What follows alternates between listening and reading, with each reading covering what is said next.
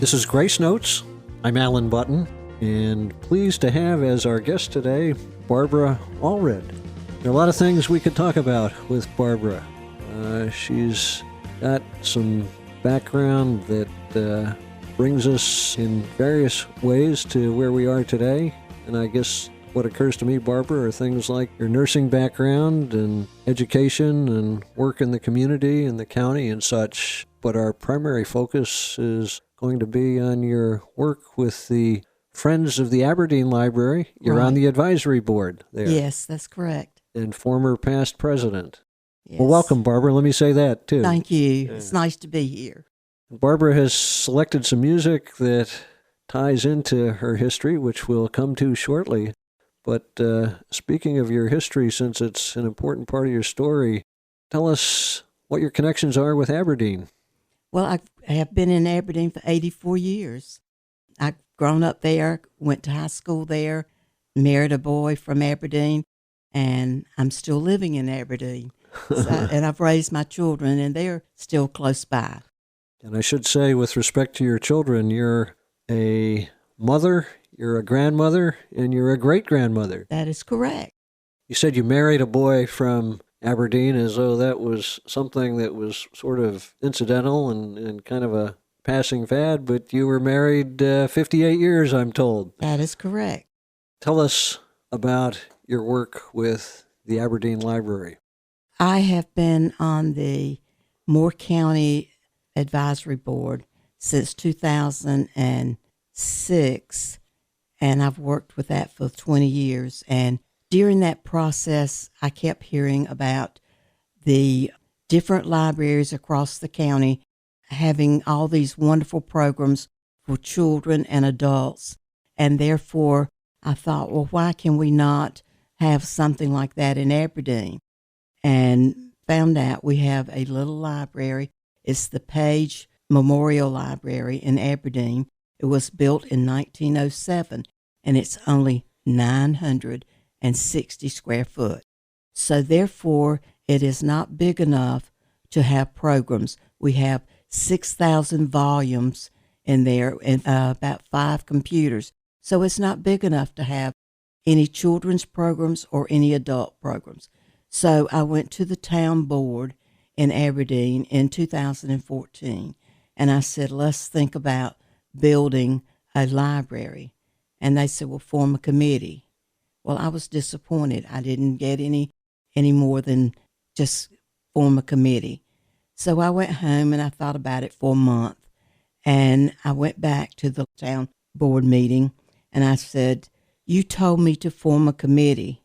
I said, you didn't give me any directions, and I need a little bit more directions than you have given me, which was none.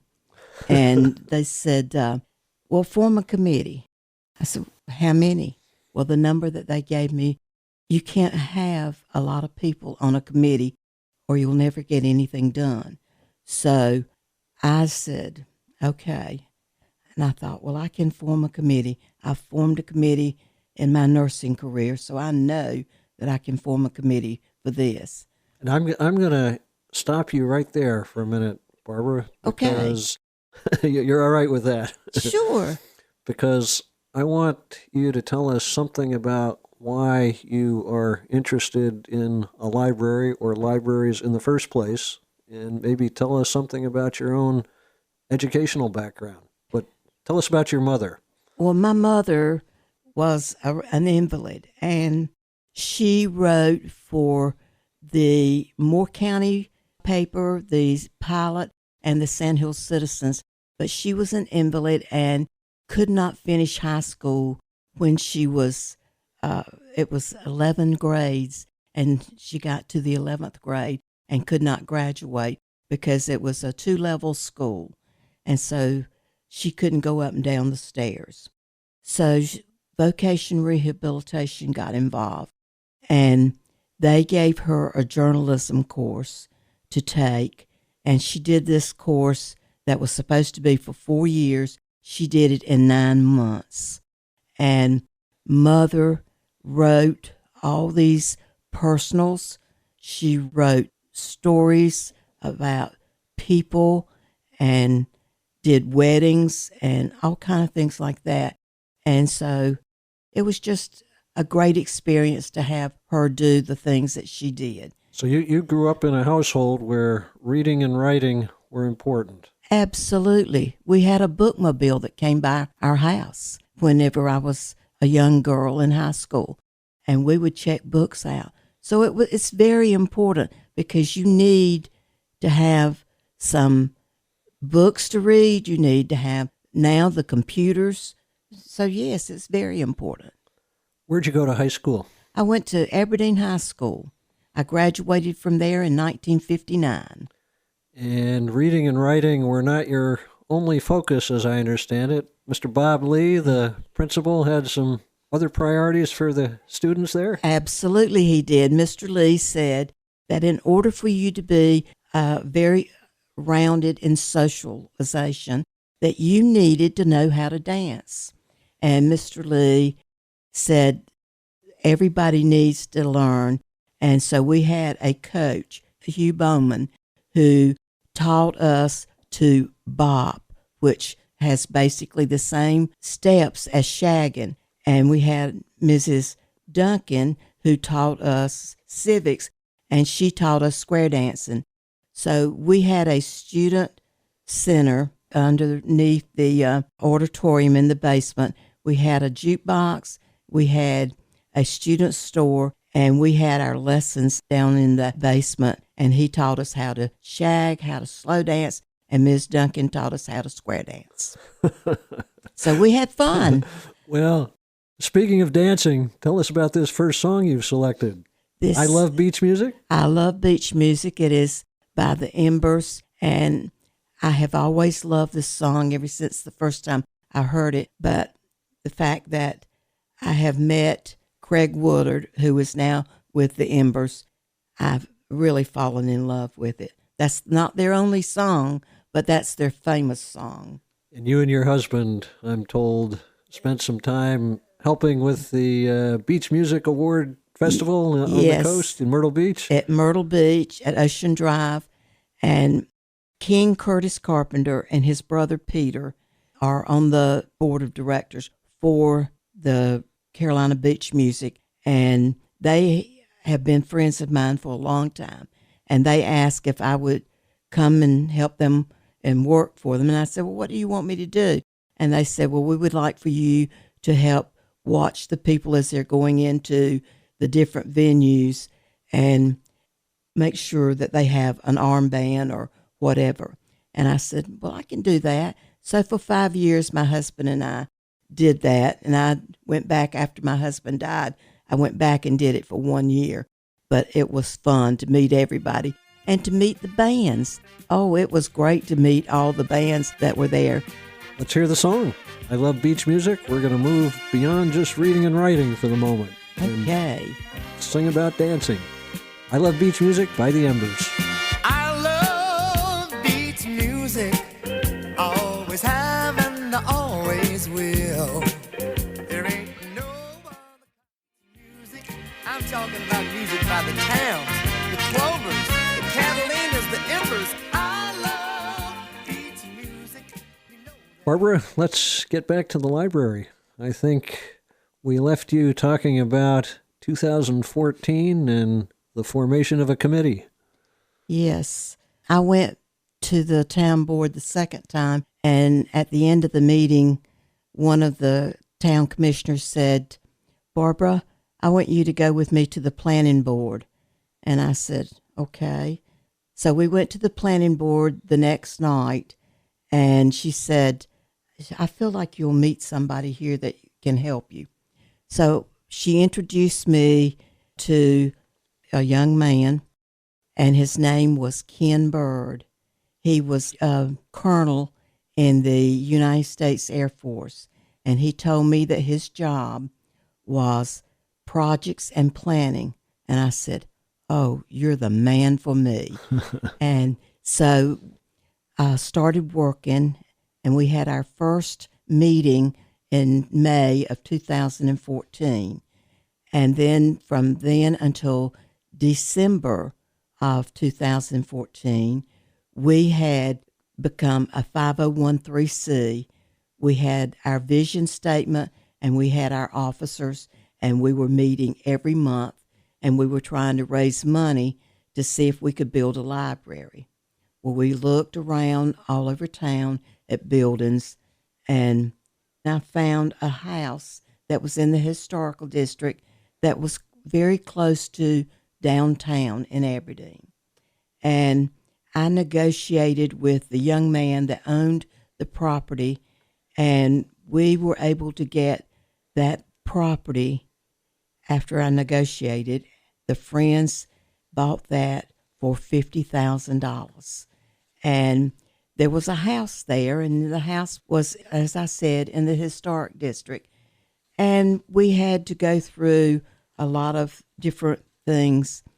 And one of the things the historical district's preservation said is that you have got to wait for a year before you can do anything about tearing the house down. Well, we did. We waited the year, and then we found out that the house had asbestos. So we had to get all that removed. And then we were able to have the Aberdeen Fire Department do a live burn for training, and they did that and burned the house. We had it all cleaned up. And so now the Friends of the Library own this property. It is 0.92 acres. So we have the property, but we couldn't raise $4 million to build a library on that property. So we continued looking, and the town came through with this building at 123 Exchange Street. It's an old grocery warehouse, wholesale warehouse, and we are using that now. It was in bad shape, had to be a lot of things done to the property before you could put anything in it. So now we're in the stage of renovating the building, and we're almost ready for it to become a library. We have had a lot of help. We've had chicken strip suppers. We have had barbecue suppers. We've had a lot of things to try to make money, but it takes a lot of time to make money. So we just knew that we couldn't do all of that. But we had a young man that was formerly from Aberdeen to come in, and he moved back from up north, and he became a member of the library. And he is now president, and that is Tom Cruise. And Tom... Not the Hollywood actor. This is a different Tom not Cruise. the Hollywood actor, but Tom Cruise from Aberdeen, and he is a real go-getter, and he has helped us tremendously. We have had galas. We have had lots of donors to come in. We have had one donor that was Mrs. Sue Donathan White, who came and gave us $500,000. We have had the McNeil family with $50,000. Jamie Bowles in the Bowles Funeral Home has given $50,000. Jimmy Donathan has given $50,000. We've had some other folks that has given us money, and we have sold bricks and had lots of different names put on the bricks. We sold those for $100 a piece, and we've got a walkway now to go into the library with names. So we've had a lot of great help from different people in the community. Barbara, it occurs to me that the donations that you've just described, from $100 to $500,000, says something about the way you have shared the vision and how it is that you've communicated some real passion. Because people don't give that kind of money without saying, yeah, I believe in this cause. I've heard about it. It's been shared with me, and I want to be a part of it. That is very true.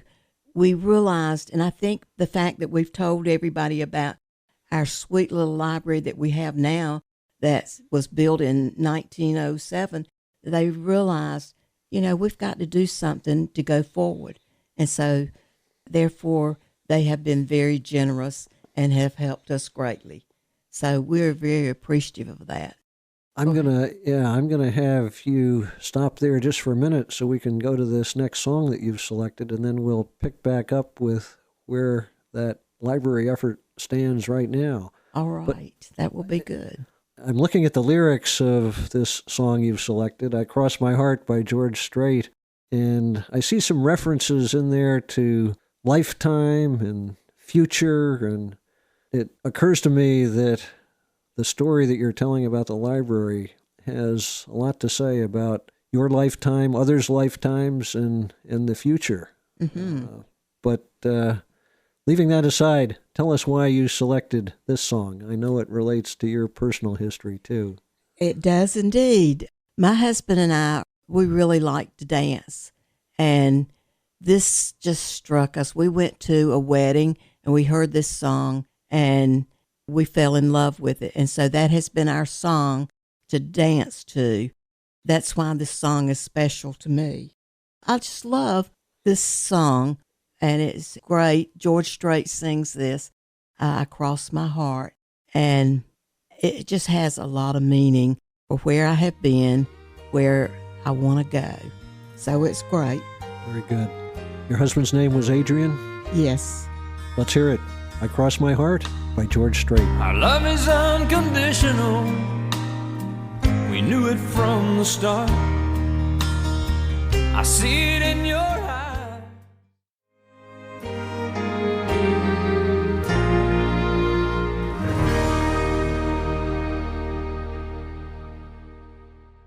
Barbara, tell us where things are with the library right now and where you're headed. Well, I have been in the library one time since the renovation started, and that was this past Friday. I was asked to meet with someone from the newspaper, and I went in, and the library is almost finished. It is absolutely unbelievable from where it was to where it is now. It is beautiful inside, and we hope to be able to have a donor reception in January, I think on the 6th of January. And then on January the 9th, we're having the ribbon cutting. And I'm going to be able, along with my team members from the Friends of the Library, we're going to cut the ribbon for the library to be open. There's no furniture in it right now, but it will be coming shortly. The furniture and the 6,000 volumes will be moved from the old library, Page Memorial Library on Poplar Street, to the new Aberdeen Library at 123 Exchange Street. And it's going to be a real fun time to move all this stuff. But we're excited. We're going to have things for the children. We have a meeting room. We have a little area for another meeting room. We've got a teenagers section, and we're going to have books all up and down the hallway of the library. It's going to be amazing. I cannot wait for the library to open. To see it. Yeah, just a wonderful climax to, it sounds like 11 years worth of work at least. Absolutely. It is, it's just, I'm just so in awe with everything that's happened. It's just amazing. And it's been a team effort. It's not just my doings. It has been all the people who are members and friends of the Aberdeen Library. Just great group of people. Yeah, you actually anticipated a question I was about to ask you, because I heard you using the pronoun we throughout your discussion, and that means there were others involved besides yourself. Absolutely. There's about 25 people who are very strong members that attend the meeting every month. And it's a team effort. Not one person has done everything, but we have some that have done more than others, but it's a team effort, and it's great. if I'm counting right, you have 3 locations, really, that constitute what you're calling the library. The original, and then the lot where the house was, and now this primary location. That is correct. But the lot that we bought is going to be, the lot is divided into 2 sections. The upper section is going to be the reading garden, and we're going to have a pergola with a lot of seating space. We have a pollinator garden, and we have a piece of artwork that has been given to us that's going to be in the upper reading garden. And the lower reading garden, or the open space, is just going to be a beautiful green space. People can sit and enjoy nature. We have a lot of benches that have been purchased, and they're going to match all the benches that's in the town of Aberdeen, and it's just going to be beautiful. The sod is already down in the lower garden, and the upper garden is just about completed.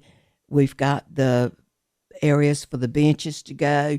We've got for the artwork is already, the foundation for it is already in place. So we're real excited, and we're going to be able to walk from the library, walk across that little street, and walk right into the garden. It's going to be absolutely beautiful. Yeah, it sounds terrific. And we're also, on the back of the library is a loading dock that they used when the wholesale building, grocery building was there. That dock is going to be a really nice patio. It has a fence, a nice wrought iron fence around it, and it's going to have some beautiful furniture for people to be able to sit out and read and enjoy. You need to be careful. You're going to have a lot of people moving to Aberdeen with that description of its library facilities. It's going to be fantastic. And the library is going to be open 40 hours a week. Even part of that, we're going to be closed on a Monday, and we're going to be open on a Saturday. So that's going to be great, because the current time to use the library is just 20 hours a week. It's not enough time. So we're going to be really, really moving up in the world with 40 hours a week with a full-time librarian. Before we came into the studio, Barbara, you said something to me about the literacy rate locally. Can you say something about that? Yes. There is, even though we are a rich county, and people think that because we've got Pinehurst, and that is a rich area, Southern Pines is a rich area, but we have people who still cannot read and write. And so we want to make sure that we have a space that these people can come and enjoy and learn, because we can have programs in the library that can teach them how to read, how to write, and we can also teach them how to use a computer. So there's a lot of literacy around that people do not realize. You don't see it because people don't want you to know that they can't read and write, but we know that. What can you say, Barbara, about generally folks who maybe have a vision or a passion for something and would like to see something happen? How do they go about making that happen? Use their voice and talk and speak to the people, the leaders in the community, and you can get things done. Because I didn't know what to do, but I did it. And I'm thankful that I did, and I'm grateful. Well, I commend you. I congratulate you on the fulfillment of this long-term vision. And it has been a long term, but it's coming to the very end, and we're still going to need to do things for the community. We're going to still need support from the community, and we're going to continue to grow. Tell us about this third song as we wrap things up.